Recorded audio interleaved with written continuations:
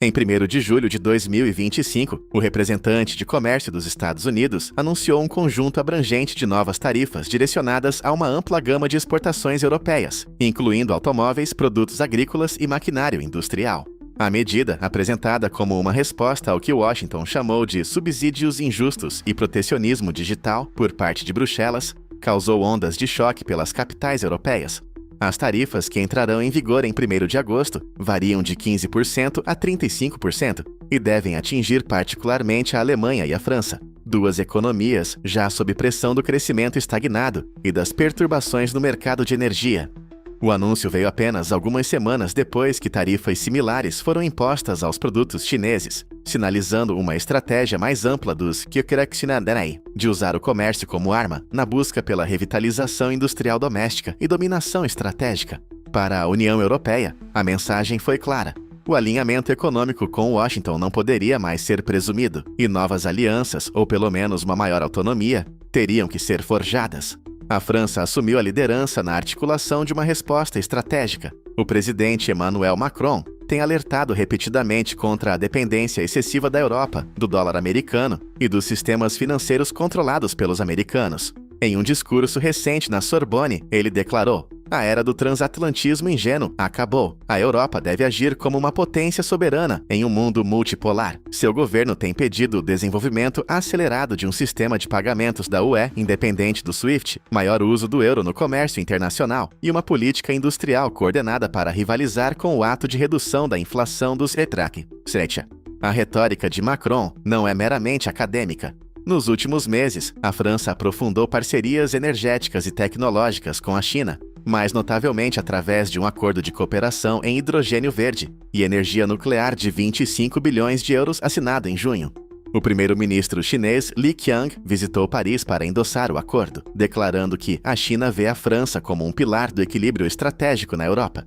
Essa parceria, embora controversa, ressalta a crescente crença de Paris de que a equidistância tanto de Washington quanto de Pequim é o único caminho viável para a estabilidade a longo prazo. A resposta da Alemanha, em contraste, tem sido mais cautelosa. O chanceler Olaf Scholz, sob pressão tanto da indústria quanto dos parceiros da coalizão, tem tentado manter o diálogo transatlântico, mesmo enquanto as principais exportações alemãs, carros, produtos químicos e maquinário, são diretamente visadas pelas novas tarifas americanas. Embora Scholz tenha expressado apoio ao impulso de Macron pela soberania europeia, ele também enfatizou a importância de manter a coesão da OTAN intacta e evitar confronto aberto com Washington. No entanto, a situação doméstica na Alemanha pode em breve forçar sua mão. A produção industrial declinou por 6 trimestres consecutivos, e empresas líderes como BMW e Siemens já emitiram alertas de lucro vinculados aos crescentes custos comerciais. Berlim agora está explorando ativamente laços comerciais mais profundos com a Índia e países da ASEAN, buscando diversificar sua base de exportação para longe da dependência excessiva dos Estados Unidos e China. Dentro de Bruxelas, a Comissão Europeia está se esforçando para coordenar uma resposta de todo o bloco. Ursula von der Leyen convocou consultas comerciais de emergência com os Estados-membros, propondo uma estratégia de 3 vertentes: tarifas retaliatórias aceleradas, visando a tecnologia e agricultura americanas, ação legal através da OMC e negociações comerciais aceleradas com parceiros estratégicos na Ásia e América Latina.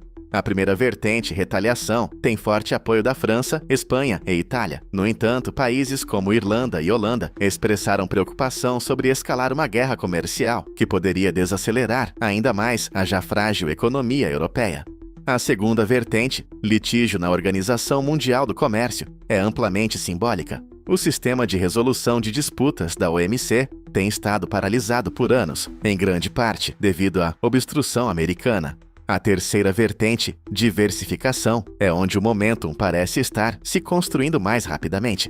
Diante da perspectiva iminente de desacoplamento de um mercado global-chave, os Estados-membros da UE começaram a buscar alianças alternativas que poderiam ajudar a amortecer o golpe do protecionismo americano. Entre as mais notáveis está o pivô acelerado do bloco em direção à Coreia do Sul e Japão, duas das economias mais tecnologicamente avançadas e orientadas à exportação da Ásia. Em 14 de julho de 2025, a Comissão Europeia iniciou conversas comerciais de alto nível com Seul e Tóquio, com o objetivo de elaborar acordos especiais que ofereceriam alívio tarifário recíproco, medidas coordenadas de resiliência da cadeia de suprimentos e integração da economia digital. Ambas as potências asiáticas expressaram preocupação sobre o unilateralismo americano e estão igualmente receosas de se tornarem danos colaterais na agenda comercial crescentemente nacionalista de Washington. Em uma declaração conjunta, o comissário de comércio da UE, Valdis Dombrovskis, e o ministro de comércio sul-coreano, Cheong In-kyo, enfatizaram a urgência de construir um quadro comum para preservar mercados abertos e comércio baseado em regras, sinalizando uma forte mudança no alinhamento transcontinental. As conversas notavelmente incluem provisões para investimento conjunto em tecnologias verdes e produção de semicondutores, duas áreas onde a autonomia estratégica do CSPR é crescentemente desejável. Esses esforços não são puramente simbólicos. Ao aprofundar seu engajamento comercial com a Ásia, a UE está tentando redirecionar cadeias de suprimentos-chave, especialmente em eletrônicos, peças automotivas e farmacêuticas, indústrias mais vulneráveis às pressões tarifárias americanas, para países como Alemanha e Holanda, cujas economias dependem fortemente de exportações de alto valor. Tais movimentos não são opcionais, são existenciais. Enquanto Bruxelas pressiona por ação coletiva, as realidades no terreno revelam um continente profundamente fragmentado, tanto em resiliência econômica quanto em vontade política. A Alemanha, há muito o motor da economia da UE, entrou em seu segundo ano de estagnação. A produção industrial declinou por 6 trimestres consecutivos, enquanto a confiança empresarial permanece historicamente baixa devido à volatilidade dos preços de energia e fraca demanda da China. A França, por outro lado, enfrenta um conjunto diferente de desafios, assolada pela instabilidade política e uma crise espiral da dívida pública, agora superando 115% do PIB. O governo Macron tem pouco espaço fiscal para manobrar. Os mercados de títulos tomaram nota. Os rendimentos da dívida governamental francesa de 10 anos dispararam 90 pontos base desde maio, provocando temores de um possível rebaixamento. Conversamente, Polônia e República Tcheca estão demonstrando resiliência inesperada, com menor exposição à energia russa e uma base manufatureira crescentemente diversificada. Conseguiram manter crescimento modesto do PIB e atrair investimentos de nearshoring, fugindo da China e Rússia. Mas mesmo esses ganhos estão sob ameaça se as novas tarifas americanas impactarem os fluxos de capital transatlânticos. As economias do sul da Europa, Itália, Espanha e Grécia, são talvez as mais expostas. Suas cargas de dívida, combinadas com bases industriais mais fracas e dependência do turismo, as tornam altamente sensíveis às perturbações comerciais. Uma queda súbita na demanda alemã ou francesa poderia disparar recessões, ampliando ainda mais a divisão econômica norte-sul dentro da UE.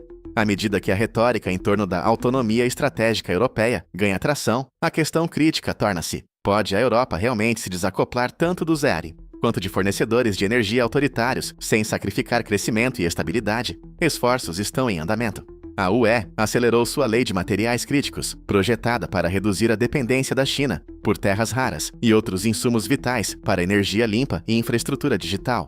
O Banco Europeu de Investimento também está lançando uma iniciativa de tecnologias soberanas de 120 bilhões de euros, visando apoiar campeões tecnológicos domésticos em setores como inteligência artificial, computação quântica e defesa. Ainda assim, analistas alertam que essas medidas, embora necessárias, podem estar chegando tarde demais para proteger a Europa da tempestade imediata. A autonomia leva tempo, mas tarifas atingem instantaneamente, observa a economista do Instituto Bruegel, Maria de Mertzis. Ela argumenta que sem ação fiscal coordenada e uma política energética comum, a UE corre o risco de se tornar um ator fragmentado em um mundo de blocos de poder agressivos. Além disso, alguns governos do leste europeu permanecem céticos sobre cortar muitos laços com Washington. Para países como Lituânia ou Romênia, os ECOWAS ainda são vistos como o garantidor de segurança definitivo, tornando qualquer confronto sobre política comercial tanto sensível quanto profundamente estratégico. Enquanto o relógio conta regressivamente para 1º de agosto, a UE enfrenta uma escolha severa: ceder às demandas de Washington, arriscando fragmentação interna e desaceleração econômica, ou resistir e arriscar escalada para uma guerra comercial em grande escala, que poderia remodelar o comércio global. O Banco Central Europeu alertou que uma espiral de tarifas de olho por olho poderia cortar até 1,5 ponto percentual do PIB da UE somente em 2025, enquanto a inflação poderia disparar devido aos crescentes custos de importação.